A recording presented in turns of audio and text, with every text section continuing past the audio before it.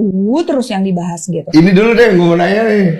Luna, itu sebelum ke lu pernah kehabisan duit gak sih lu? Nah iya tadi. Lu pernah kan? Pernah. Gue kalau gini gak apa-apa. Kalau gue kan dulu pernah ngalamin kondisi susah ngabis duit gara-gara gue kena kasus. Kasus itu membuat gue akhirnya nggak ada kerjaan. Gue juga pernah dulu kan gue kena kasus juga. Setahun gue nggak kerja. Tapi emang pada dasarnya gue nggak bisa diem kan. Gue jadi pedagang dulu. Lu jualan? Jual tas dulu. Oh tas dulu. Lu nggak malu gitu? Maksudnya kan lu udah punya nama besar, nggak? Apa yang mendasari pemikiran lu itu? Nah ini menarik lu. Ya kan waktu itu kan tabungan gue udah mulai menipis kan. Terus dalam hati gue gila nih masa gue nggak ngapa-ngapain nggak kerja. Ya udah jadi pedagang aja tuh gue ke Eropa pulang pergi apalah gitu-gitu. Dan lu bawa santai aja gitu? Dari gue dagang gue bisa beli mobil Lexus waktu itu. Iya tapi kan awalnya kan gini loh. Lu ngerti gak sih maksudnya? Ngerti. Iya. Karena waktu itu gue udah berpikir gue nggak akan ada di dunia entertainment lagi. Ini terakhir, udah selesai. Gue ngalamin itu juga tuh. Iya jadi, kan? Iya. Tapi kan pada saat itu kita berproses tuh dengan pikiran kita untuk sampai ke titik di mana kita kan gini loh, dari sini terus kemudian mengalami kondisi di sini kan ngelepasnya susah. Nah ya itu kan memang gue sempat ngalamin namanya post power syndrome. Apa itu post power syndrome versi lu? Post power syndrome itu kayak lo kan punya power, tiba-tiba lo nggak ada, tapi lo masih ngerasa bahwa gila gue kan seseorang tadinya, terus sekarang nobody gitu. Itu struggling banget. Itu kan mental illness juga. Kena juga di situ.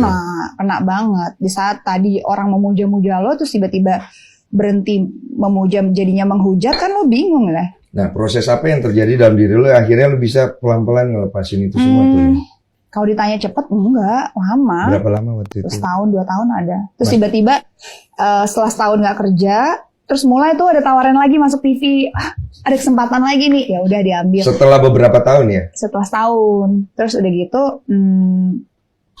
ya udah mungkin tadinya harga lo 10 ditawar jadi 5 gitu loh. Oh jadi lu mau nih diturunin? Ya udah, gue terima mungkin karena gue juga udah tercoreng, gue ngerasa juga kayak ya sebagai image juga udah rusak gitu kan, udah jelek lah gitu kan, cancel culture juga dapet gitu, semua iklan gue hilang gitu. Jadi gue pikir ya udahlah, jadi itu memulai dari nol lagi, dan memulai dari nol lagi ternyata berlanjut tuh terus sampai detik sekarang ini.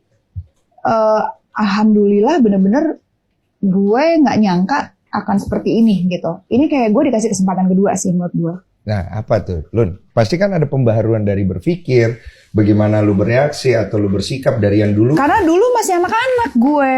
Muda banget. Jadi gue tuh banyak nggak paham.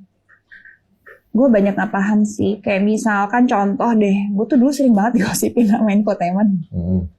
Sedangkan kalau zaman sekarang, orang mau jadi viral, orang mau digosipin.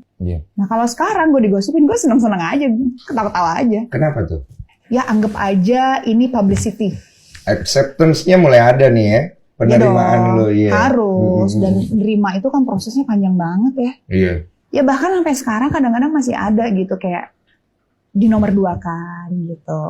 Iya itu nggak, kita semua sih nggak suka sih di nomor 2 kan. Sedangkan dulu selalu di nomor 1 kan. Itu kan apalagi proses, tapi setelah gue pikir-pikir, mau nomor 1, mau nomor 2, it's okay lah. Tapi asiknya lu nih ya dari proses lu ya, kan nggak semua orang dapat kesempatan kedua kan, apalagi di dunia entertain, apalagi terjebak dalam sebuah kasus yang berhubungan dengan image, ya kan? Nah untuk bisa bangkit kan, lu kita nggak usah mention deh bagaimana susahnya bangkit dari mental issue, dari pemikiran kita yang bentrok dengan batin kita. Itu adalah pertempuran yang tidak pernah habis dalam hidup kita, ibaratnya kayak gitu. Tapi lu bisa gitu loh. Gue juga gak tahu dan. Lu jalan aja. Gue jalan aja. Nah saat titik hancur lu itu, kalau dulu titik hancur gue itu kan berproses gak langsung gue dengan diri gue sendiri tuh. Dengan Tuhan. Gue berproses waktu itu, gue mencari-cari jawaban di semua yang ada di dunia nih. Mulai dari agama, mulai dari teman dan segala macam. Nah kalau lu titik hancur lu jalanin dengan siapa? Dengan ibu lu? Atau lu berproses dengan diri lu sendiri mencari? Gue sih lebih banyak proses dengan diri gue ya. Gue lebih observe gitu, mengobservasi semua dari teman, dari pengalaman gue, dari ini kesannya kayaknya sebenarnya hidup nggak gini-gini aja, tapi ternyata gini-gini aja ya. kesannya tuh gini-gini aja tuh jangan disalahkan arti. Jadi